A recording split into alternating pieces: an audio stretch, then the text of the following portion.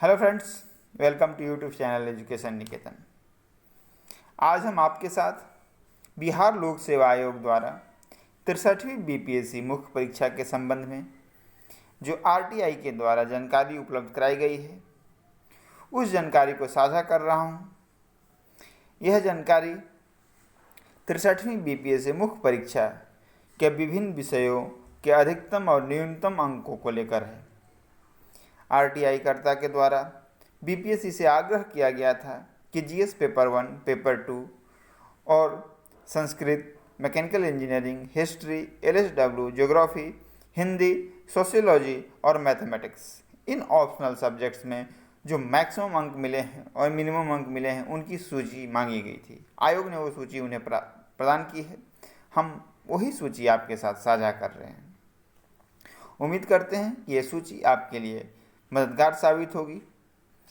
GS paper 1 यानी समान अध्ययन प्रश्न पत्र 1 में मैक्सिमम जो अंक प्राप्त हुए हैं वो 218 है और मिनिमम जो अंक प्राप्त हुए हैं वो 4 है।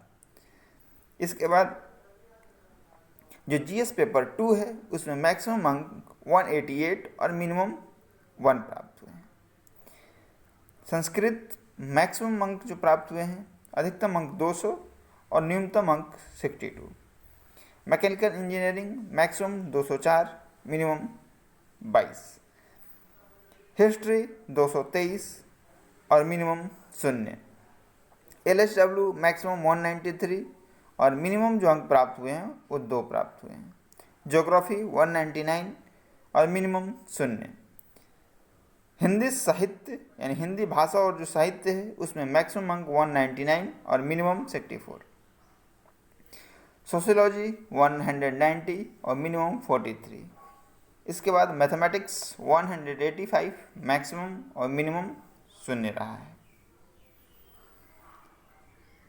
इस चार्ट से आपको एक चीज़ समझ में आ गई होगी कि पेपर 1 जो है जीएस पेपर 1 पेपर 2 की तुलना में ज़्यादा स्कोरिंग है। उसका कारण भी आपको पता है कि सांख्यिकी का एक सेक्शन उसमें है जिसमें नंबर फुल में फुल प्राप्त होते हैं कुछ लोगों को।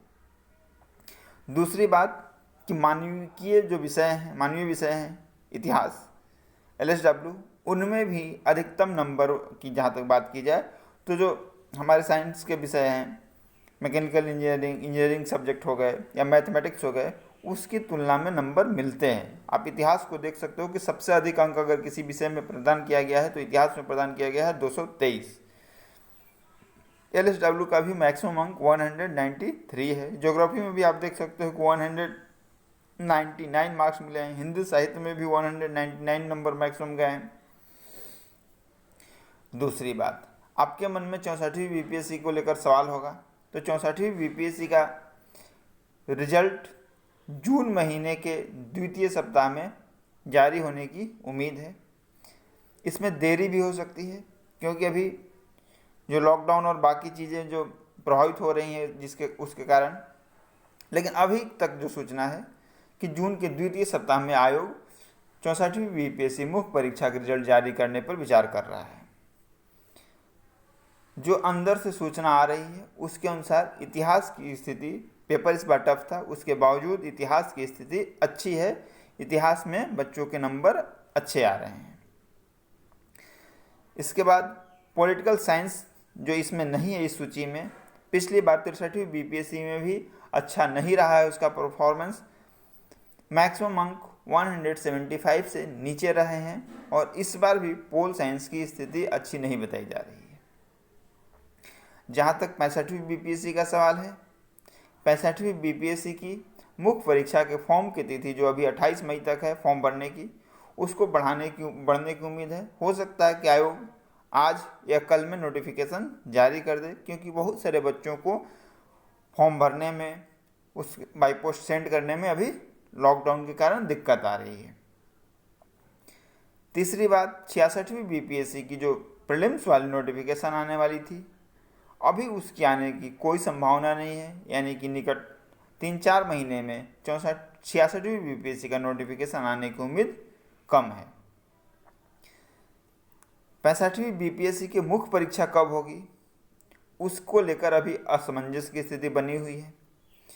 5 जून को यूपीएससी ने प्रीलिम्स के डेट के बारे में बताया है कि वह निर्णय लेगा।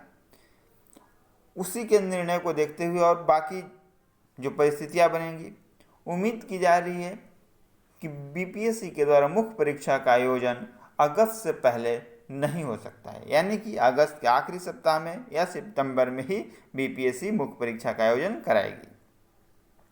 यानी अभी आपके पास मुख्य परीक्षा के लिए 3 से 4 महीने आराम से हैं। आप तैयारी में लगे रहें।